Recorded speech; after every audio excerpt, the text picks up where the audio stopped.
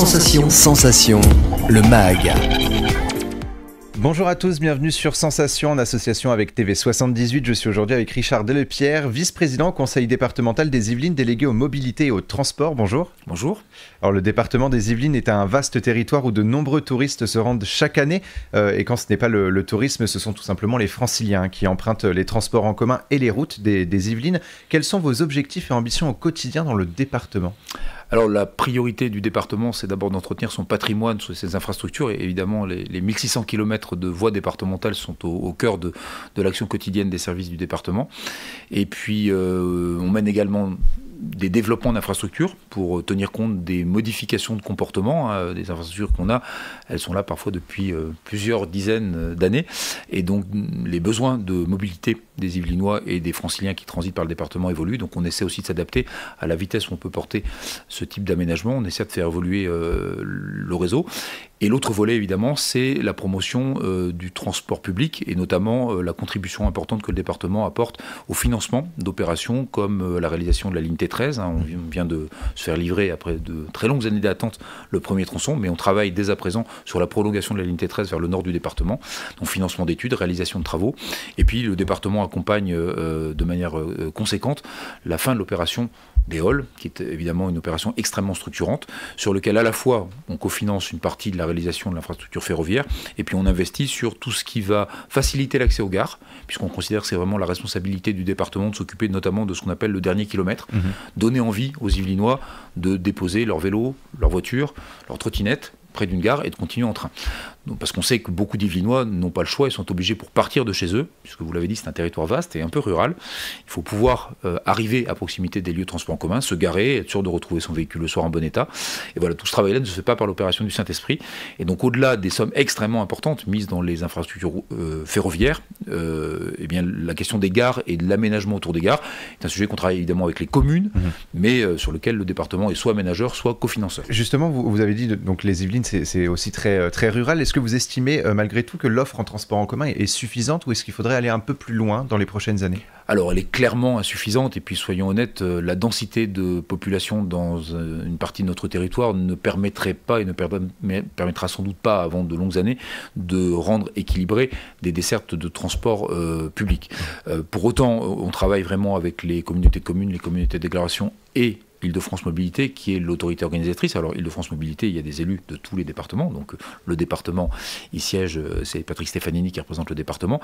Donc, évidemment, cette autorité organisatrice, pilotée par les politiques, régions et départements, a vocation à définir et à faire évoluer l'offre de transport public. Alors, on l'a dit, de manière structurante avec du ferroviaire, et EOL va permettre d'apporter un plus, y compris sur des zones rurales, et évidemment un complément avec de l'offre bus, et en ce moment on est en train de voir la fin du grand tour de relance des DSP, les délégations de services publics, qui attribuent pour des périodes de 5 à 6 ans la gestion des réseaux de bus urbain et interurbain, et donc là l'interurbain c'est vraiment la zone de prédilection du département, et donc on est en fait attentif à la manière dont les gens consomment du transport en commun, et on fait évoluer en tant que de besoin cette offre-là, y compris vers les territoires ruraux. Et le département a récemment voté le budget pour la modernisation et l'équipement des routes départementales. On va revenir sur quelques travaux de réhabilitation ou de rénovation. Plusieurs opérations ont déjà commencé en 2022 et se poursuivent en 2023. Quels sont par exemple ces travaux ? Alors j'en citais quelques-unes, il y en a une assez emblématique parce que ça fait près de 10 ans que les équipes du département y travaillent.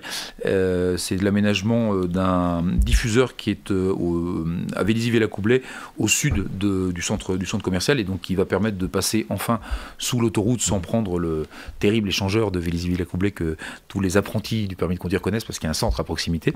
C'est une opération, elle est cofinancée public-privé, c'est assez rare, 49% public, 51% privé, donc on a mis du temps à boucler cette opération de financement parce qu'il y a 37 000 personnes qui travaillent sur cette zone-là, dont beaucoup de gros employeurs, et donc on a considéré que c'était assez légitime que public et privé développent cet aménagement. Donc ça c'est une opération qui va durer pendant 2 ans pour près de 5 millions d'euros, mais voilà, c'est assez original en termes de financement. Après on accompagne des opérations comme la création d'un gératoire à Chambourcy qui va permettre de mieux desservir le centre technique municipal de la ville, donc ça c'est de la co-construction avec la communauté communauté d'agglomération, mais pour un équipement qui est un équipement d'intérêt public. Donc on aménage ce type de choses. On poursuit l'opération de réhabilitation du pont de la 2e division blindée qui relie Maisons-Lavitte et Sartrouville. Donc ça, c'est une opération de près de 9 millions d'euros. Une opération techniquement compliquée parce que c'est des travaux qui sont faits en ce qu'on appelle en zone occupée, c'est-à-dire que le pont n'est pas coupé. Et en fait, on va soulever le pont, changer les amortisseurs du pont et reposer le pont sur ces nouveaux amortisseurs. Ça paraît assez simple. Autant vous dire que pour un pont qui pèse plusieurs centaines de tonnes avec des véhicules qui roulent, c'est une opération qui va nous prendre plusieurs années. Et c'est assez frustrant parce que c'est pas hyper spectaculaire. Vous n'êtes pas en train de livrer un nouvel ouvrage, ça se passe sous la voie de circulation, donc on n'est pas en train de refaire l'infrastructure, c'est que les gens ne vont pas voir un nouveau pont, on est en train de solidifier le pont par en dessous. Mais c'est une opération techniquement assez intéressante. Et puis, et j'en terminerai là-dessus, sur les opérations de pont, on entame les travaux d'aménagement de la liaison RD 190, RD 30 et le pont d'Acher, qui a fait couler beaucoup d'encre, hein. Ça fait bientôt 40 ans qu'on parle du pont d'Acher. Et donc on va entamer les travaux pour livrer d'ici 2027, donc sur 4 ans, à la fois le pont et la voirie, ce qui va permettre vraiment d'améliorer significativement les circulations est-ouest sur cette partie-là du département. Mais l'idée, c'est vraiment des travaux de très longue haleine, et la création d'un nouveau pont sur la Seine, c'est pas non plus une opération qu'on fait chaque année, donc il y a quelque chose d'assez excitant à l'idée de livrer cet ouvrage-là. Il y a aussi l'amélioration de 4 carrefours à Guyancourt et Voisins-le-Bretonneux, le renforcement de la RD 119 et l'installation d'une passerelle provisoire à Poissy. 3 autres opérations devraient également voir le jour pour un budget total de 9,8 millions d'euros. On ne se rend pas toujours compte justement de l'importance de ces travaux. Pourquoi sont-ils nécessaires ? Ils sont, je l'ai dit, nécessaires pour permettre de tenir compte de l'évolution des mobilités. Beaucoup de nos infrastructures routières, elles ont été pensées dans les années 50-60.